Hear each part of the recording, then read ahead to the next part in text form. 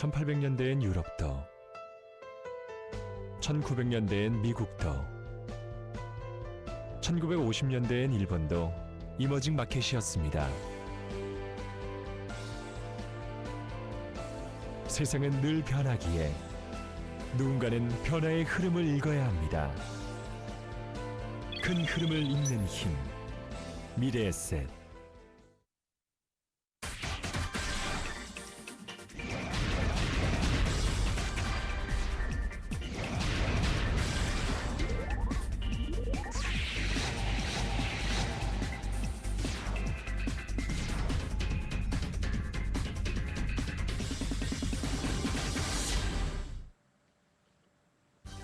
안녕하세요. 한상춘의 경제를 보는 눈 도연혁입니다.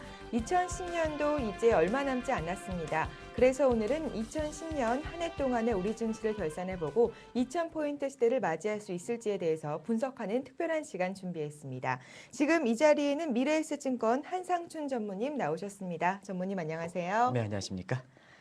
네, 마침내 코스피 지수가 2000포인트 돌파를 눈앞에 두고 있습니다. 주식 투자하는 모든 분들의 최대 관심사가 바로 2000포인트 돌파인데요. 먼저 우리 증시 상황부터 말씀을 해주시죠.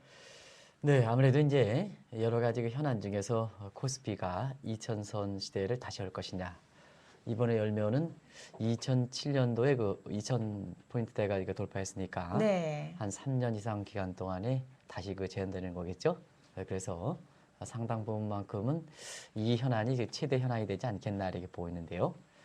그동안 우리 증시 여러 가지 그 비관론들이 좀 많았습니다는 이 방송을 통해서 주가가 의외로 좀 올라가지 않겠나 하는 것을 계속해서 말씀드려왔고, 공교롭게도 이 방송이 시작할 시점이 리먼 사태 이렇게 전원 시기였었거든요. 네. 그래서 그때의 그 여러 시각이 있습니다는 일부에서는 그 미래에셋 증권 미래에셋 그룹 방송이니까 여러 가지 그 주가에 대해서 그 불을 떼는 게 아니냐 하는 이런 시각도 있었습니다는 지금 보면 위기 이후에 그 외국인들이 그 주도가 되면서 주가가 비교적 큰 폭으로 올라왔다 이렇게 보시면 되겠습니다. 아무래도 이런 데에는 이번에 그 위기 극복 과정에서 중국과 함께 한국이 위기 극복의 그 모범 국가, 그다음에 그 경제 여건 중에서는 사실 그 가장 좋은 국가, 그리고 기업들의 그 실적에 있어서는 이 삼성전자라든가 현대자동차 같은 상징성이 큰 기업들이 실적을 주도하는 이런 모습에서 지금까지 한국 증시 보면 대체로 외국인과 또 경제 성장과 같은 거시경제 기초 여건과 기업들의 그 실적과 그다음에 유동성과 하는 측면이 유동성은 이제 미국에서 이제 많이 강조됐습니다는 우리 같은 경우에는 외국 자본이 많이 들어와서 이 유동성이 풍족한 측면이 있거든요. 네. 그래서 이것을 제외한다면 외국인과 거시경제 기초 여건과 기업들의 실적이 주도가 돼서 그 어느 국가보다도 이번 위기 과정에서 주가가 가장 많이 오른, 그래서 이제는 그 코스피 지수의 2000포인트 시대를 다시 여는 이러한 턱밑까지 오게 된 배경이 됐던 것이 아닌가 생각됩니다. 네, 말씀처럼 외국인과 또 거시경제 여건, 또 실적 이 삼박자가 모두 잘 맞춰가고 있습니다. 이 중국과 함께 위기 극복의 이 모범 국가로 꼽히고 있는데요. 이 해외에서 우리나라를 보는 이 시각은 어떤가요? 이 대목도 이 방송을 통해서 눈에 말씀드렸는데요. 네.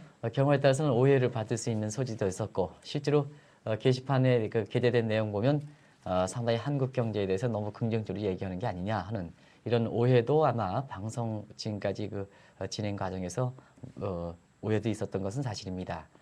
그동안 한국의 그 증시에 대해서는 작년 같은 경우에는 워싱턴 포스트가 한국 경제에 대해서 세계에서 투자가 가장 유망한 국가다 이런 의미를 갖고 있는 글로벌 스위스 파스로 그렇게 평가받았다 하는 것은 방송을 통해서 여러 차례에 걸쳐서 말씀드렸던 내용이고요.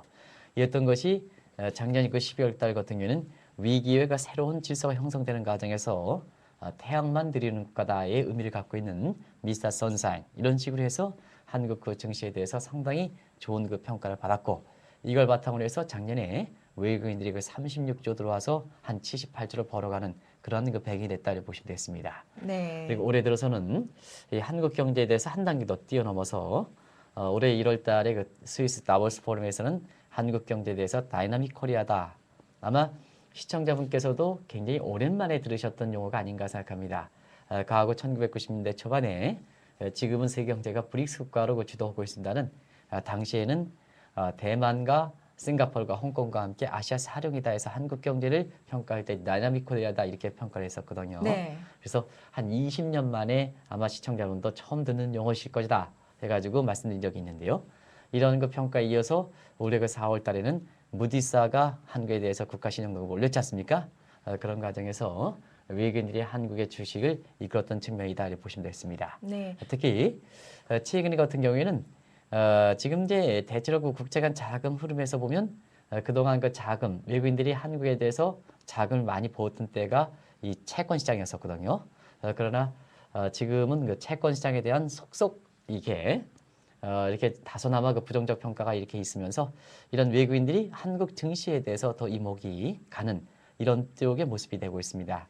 증시 입장에서는 오히려 더 주가가 끌어올릴 수 있는 배경이 되는 것이 아닌가 이렇게 보고 있는데요. 네. 역시 지난 그 주가가 2,000포인트 앞서서 이렇게 한국 경제에 대한 해시각을 쭉 이렇게 신조를 가지고 이렇게 말씀드리면 비교적 외국인들이 왜 한국 증시에 대해서 이렇게 긍정적 평가를 내리고 또 주가 상승을 주도했던가 하는 것은 나름대로 충분한 이유가 있다 이렇게 보시면 되겠고요.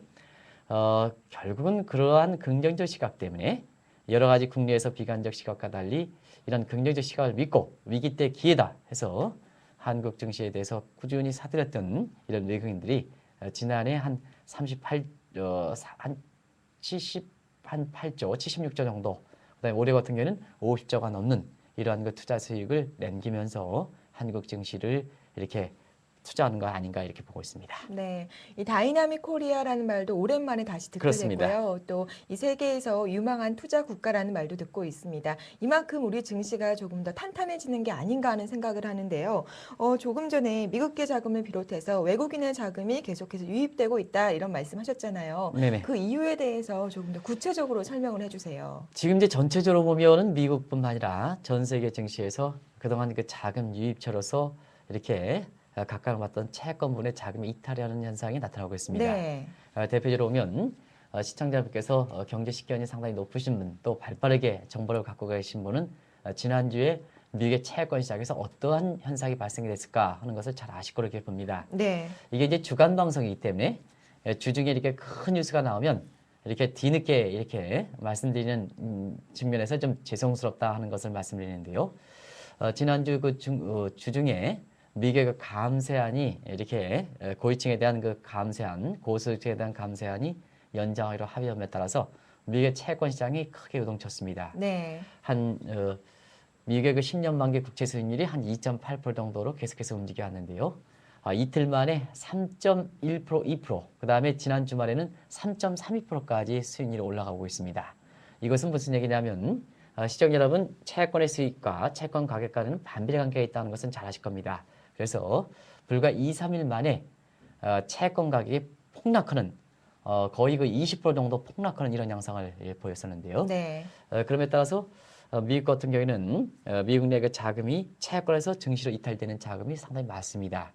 그리고 지금 미국의 그 금융사들 같은 경우에는 지금 자금이 비교적 풍족한 상태거든요.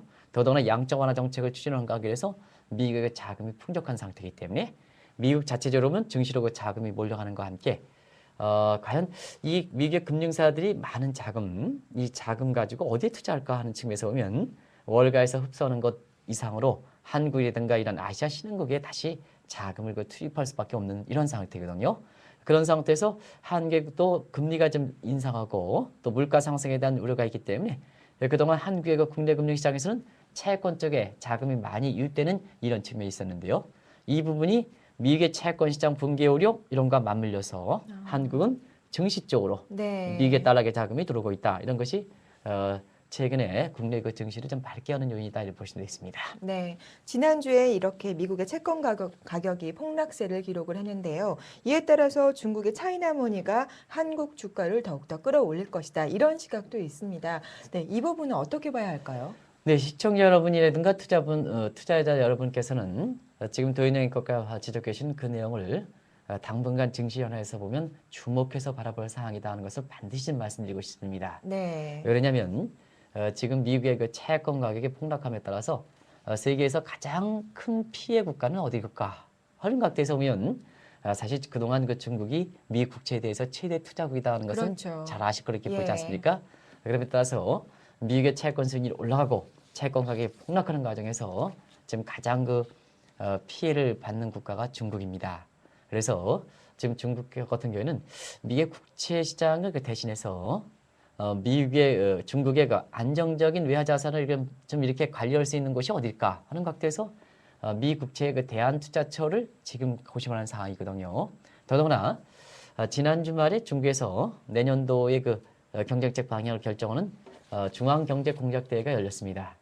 사실 이 과정에서 미국의 11월달 소비자 물가 상승률이 5.1%로 상당히 인민에게 목표선인 3%를 월등히 높을 정도로 이렇게 물가가 이렇게 뛰었습니다는 금리 인상이라는 이런 변수를 들이대지 않고 지급준비율 인상 같은 이런 종전의 물가를 잡는 방식으로 이렇게 나오고 있습니다. 네. 이 대목에 있어서는 왜 그러냐면 지금 상태에서 중국이 기준금리를 올릴 경우에는 사실 물가를 잡는 측면도 있겠습니다는 해외에서 한머니가 들어와서 사실 외국 자본 유입이 돼서 중국에서 금리 인상에 따라 국내 여신을 여신을 흡수하는 측면보다는 외국 자본 유입이 더 커서 자산 부분의 거품이라든가 물가 상승의 압력을 더 촉발시킬 가능성이 있기 때문에 기준금리 인상보다는 지급준비율 인상 같은 이런 정책을 들이댔다 이렇게 보시면 되는데요.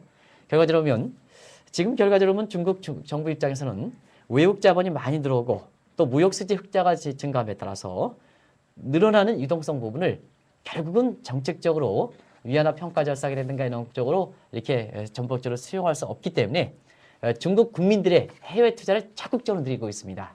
그런 과정에서 미국의 국채 시장엔 대한 투자로서 또 중국은 지금 밀려오는 외국 자본에 대한 어떤 퍼내는 각도에서 중국 국민들의 해외 투자를 늘리는 이런 차원의 이중적 목표를 갖는 차원에서 세계적으로 보면 어떤 국가의 투자처가 가장 좋을까 하는 각도에서 역시 인접국인 한국의 증시가 상당 부분은 그런 목적에 달성하는데 좋지 않겠느냐 이런 평가들이 나오고 있거든요. 네. 그래서 최근에 국내 증시에서 들어온 자금들 보면 미국의 달러의 자금들은 다소 규모가 좀 줄어든 데 반해서 유입세는 지속되지만 그러나 차이나 머니들이 여기에 대해서 새로운 보완적인 자금 투처되면서 당분간은 이 차이나 머니들이 한국 증시에서 어떻게 주가를 끌어올릴까 이런 대목이 올해 남은 기간뿐만 아니라 내년에도 계속 관심이 될 수 있는 대목이 아닌가 이렇게 보고 있습니다. 네, 이 차이나머니의 투자처로 우리 증시가 주목을 받고 있는데요. 그만큼 우리 증시의 경제 여건이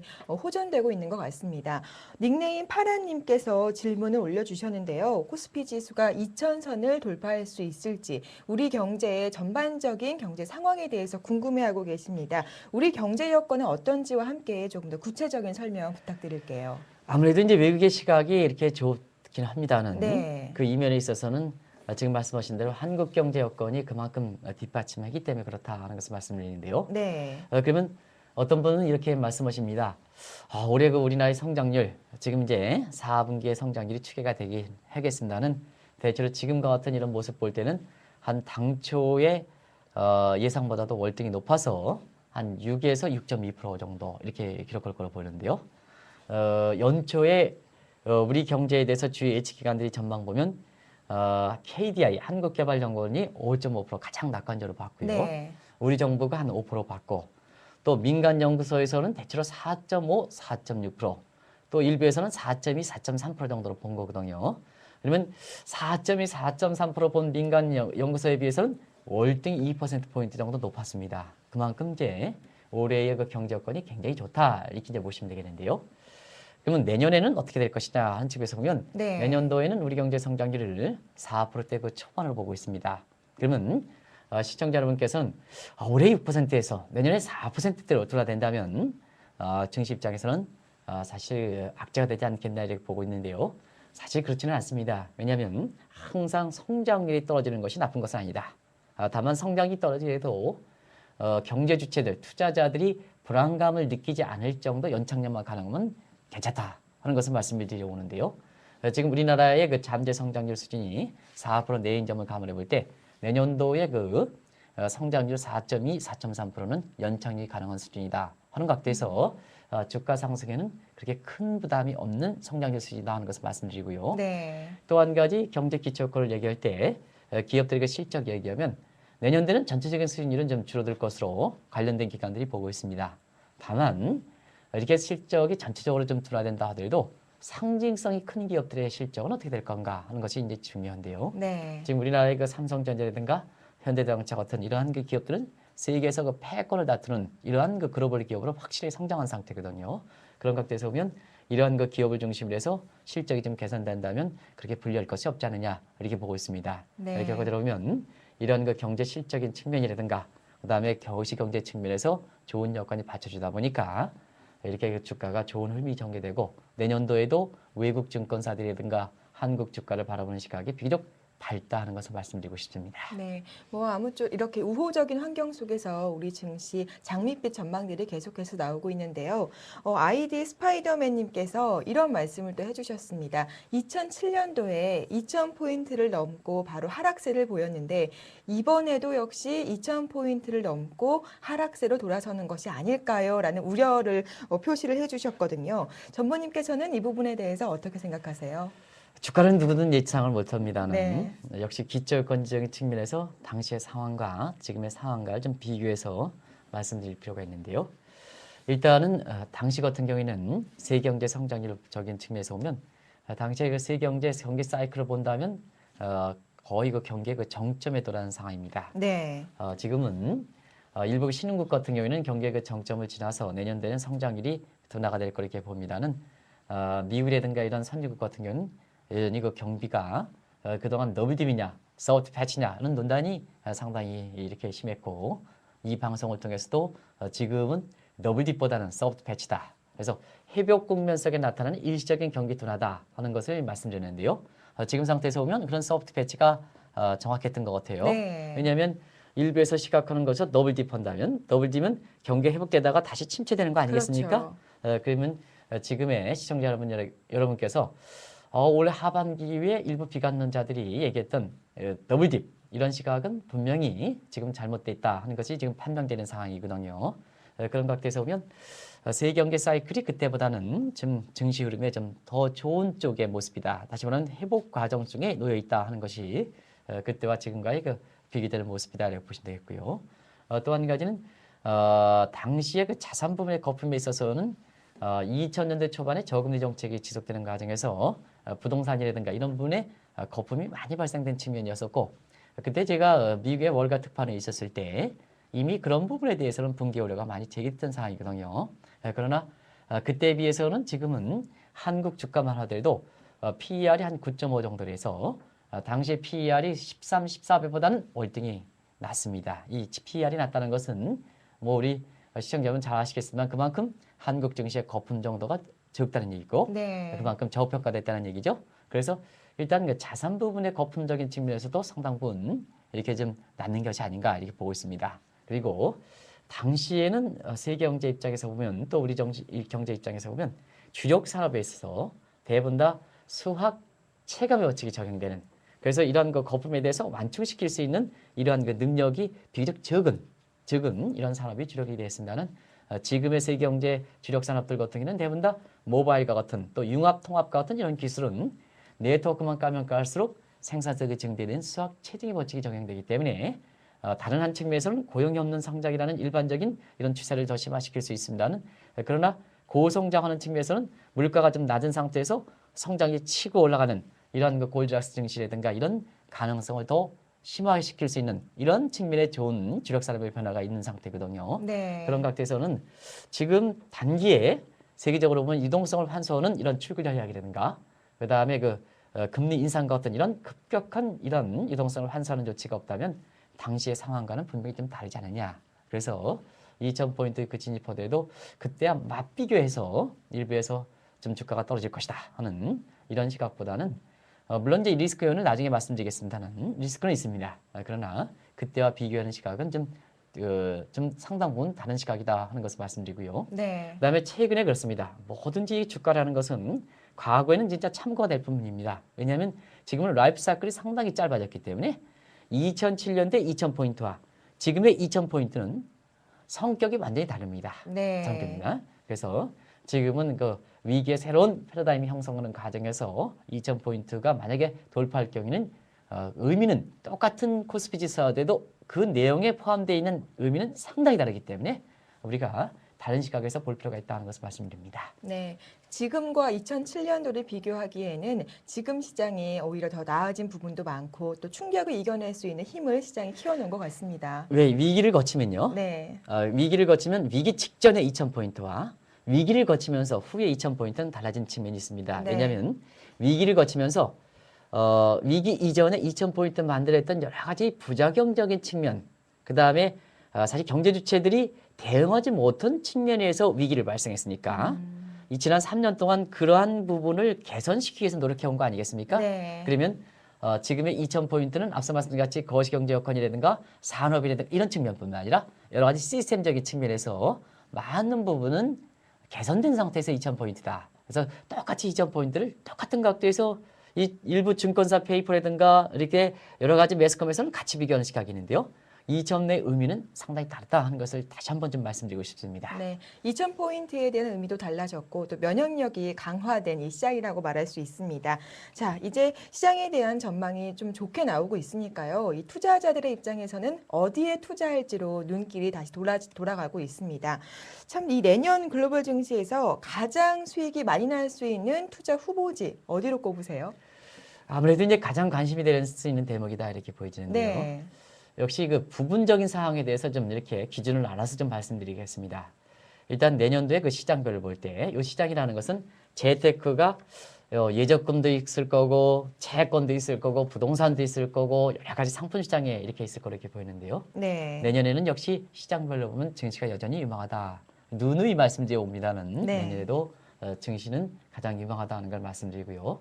그 다음에 유망하다면 어떤 지역에 투자할 것인가 하는 측면에서 보면 이 내년에는 브릭스와 함께 뉴 브릭스다 또 아파시아다 해서 아프리카와 그 다음에 아시아를 통칭하는 이런 국가들을 좀 시청자 여러분이 주목할 필요가 있다 하는 것을 말씀드립니다. 네. 그리고 유망 투자 산업에 있어서는 역시 내년도에는 알파라이즈 인더스트리 시간 관계에서 알파라이즈 인더스트리 뭔가 하는 것은 지난번에 한번 말씀드렸기 때문에 생각할게요. 그래서 새로운 주력 산업으로 이렇게 부각되는 이런 쪽에 좀 관심을 가집사 하는 것을 말씀드리고요.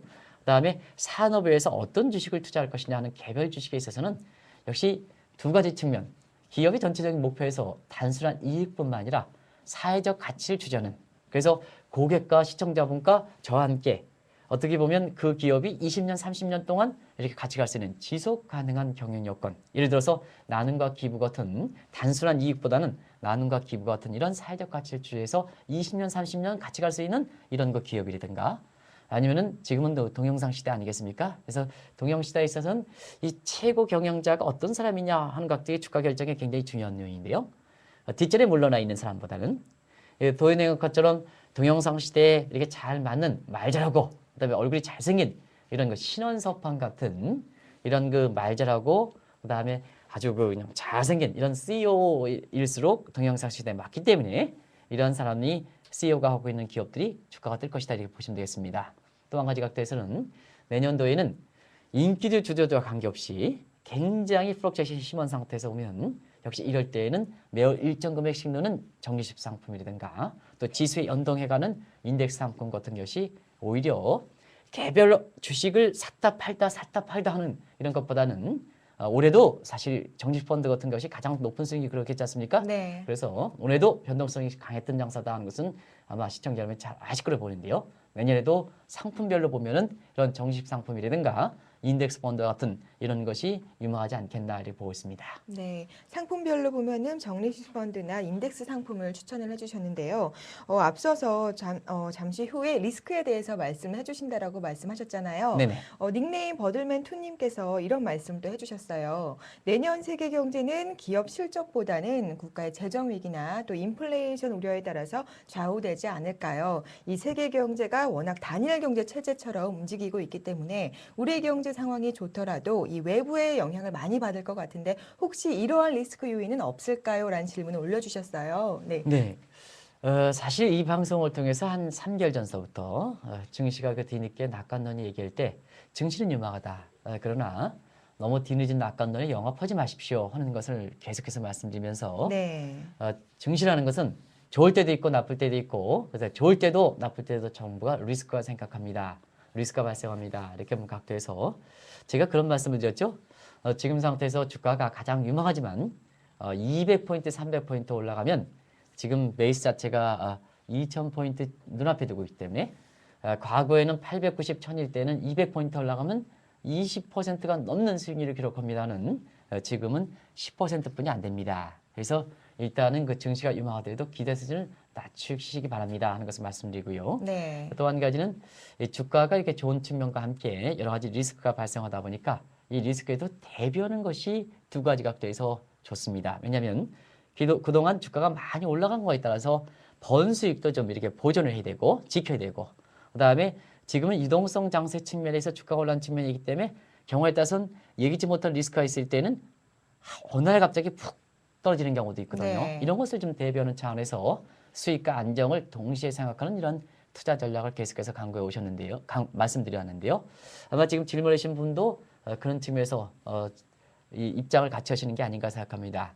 내년도에는 증시가 이렇게 낙관적 이런 시각들이 많습니다만 분명히 리스크는 많습니다. 예를 들어서 지금 말씀대로 내년도에 예상해 볼 수 있는 리스크 같은 경우에는 일단은 무역 불균형에 따라서 환율 전쟁 가능성은 지속되는 겁니다. 지금은 환율 전쟁이 좀 누그러졌다 해서 이것이 사실 근본적으로 문제가 해결되지 않았다는 것은 이미 시청자 여러분께 잘 아실 겁니다. 그래서 지금은 잠복돼 있지.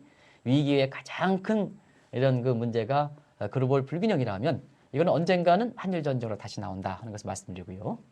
또 한 가지 이번에 위기 과정 극복 과정에서 정부의 지출이 많았거든요. 그런 차원에서는 또다시 유럽의 그 재정위기 같은 이런 것이 언제든지 불거질 수도 있고 유럽 재정위기도 근본적 문제가 해결된 것은 아니다 하는 걸 말씀드립니다. 네. 그리고 최근에 보면 유가라든가 그다음에 금가격이라든가 상품 가격이 많이 오른 상태에서 경제 성장률은 둔화될지 모르지만 코스트푸시 비용적인 요건에서는 지금 물가를 치밀어서 세계 최대 에너지 수요처, 농산물 수요처, 원자재 수요처는 중국이 지금 얼마큼 곤혹을 당하고 있습니까?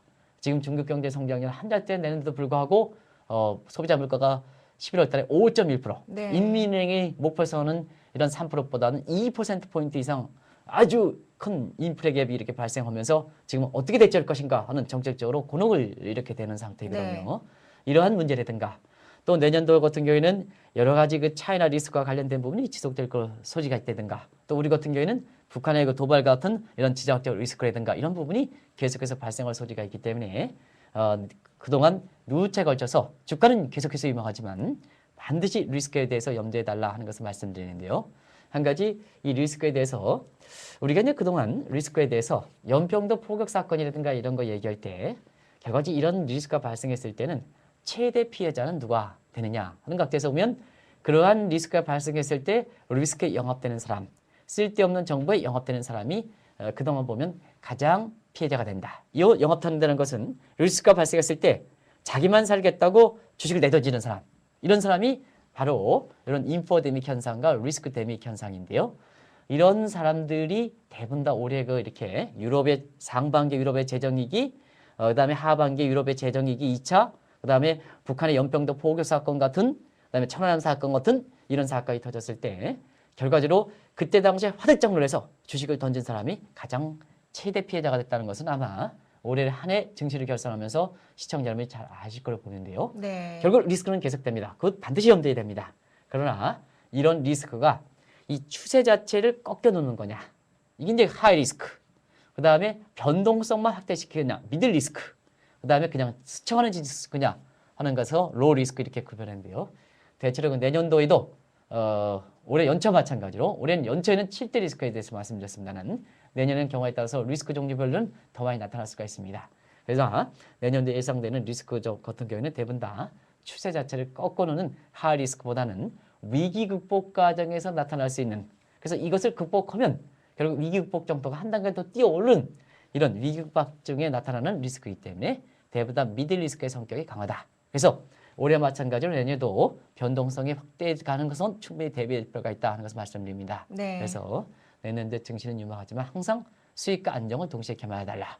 그리고 앞서 말씀드린 같이 이런 변동성 장세가 지속될 때는 올해 개인 입장에서 투자 성과는 어떤 게 가장 낫냐 하면 적립 상품들을 넣었던 사람들이 가장 좋은 성과를 거고 제 자신도 그렇게 해서 투자 성과를 내고 있습니다는 내년에도 변동성 장세가 큰 장세에서는 역시 적립 상품, 그 다음에 지수와 연동되어 있는 인덱스 상품 이런 것을 꾸준히 이렇게 관리하시면 내년에도 다른 어떠한 재테크 시장보다도 증시와 주식과 관련된 이러한 그 금융상품에서 의외의 좋은 결과가 나지 않겠냐 이렇게 보고 있습니다. 네, 항상 생각을 하는 거지만 주식 투자는 현명하게 대처를 잘하고 이 대응의 영역인 것 같습니다.